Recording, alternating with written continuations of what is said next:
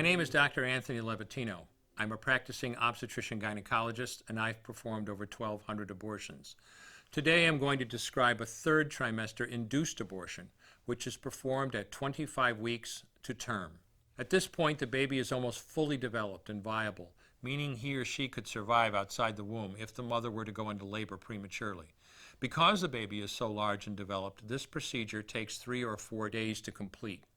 On day 1, the abortionist uses a large needle to inject a drug called Digoxin. Digoxin is generally used to treat heart problems, but a high enough dosage of Digoxin will cause fatal cardiac arrest. The abortionist inserts the needle with the Digoxin through the woman's abdomen or through her vagina and into the baby, targeting either the head, torso, or heart. The baby will feel it. Babies at this stage feel pain.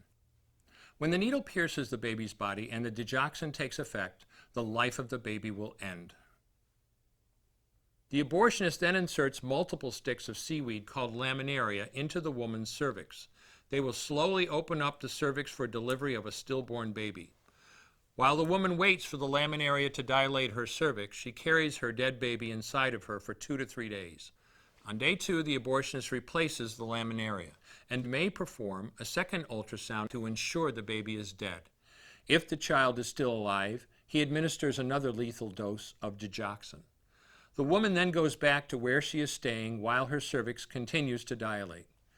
If she goes into labor and is unable to make it to the clinic in time, she will give birth at home or in a hotel. In this case, she may be advised to deliver her baby into a bathroom toilet. The abortionist then comes to remove the baby and clean up. If she can make it to the clinic, she will do so during her severest contractions and deliver her dead son or daughter. If the baby does not come out whole, then the procedure becomes a D&E, a dilation and evacuation, and the abortionist uses clamps and forceps to dismember the baby, piece by piece. Once the placenta and all the body parts have been removed, the abortion is complete. Late-term abortions have a high risk of hemorrhage, lacerations, and uterine perforations, as well as a risk of maternal death. Future pregnancies are also at a greater risk for loss or premature delivery due to abortion-related trauma and injury to the cervix.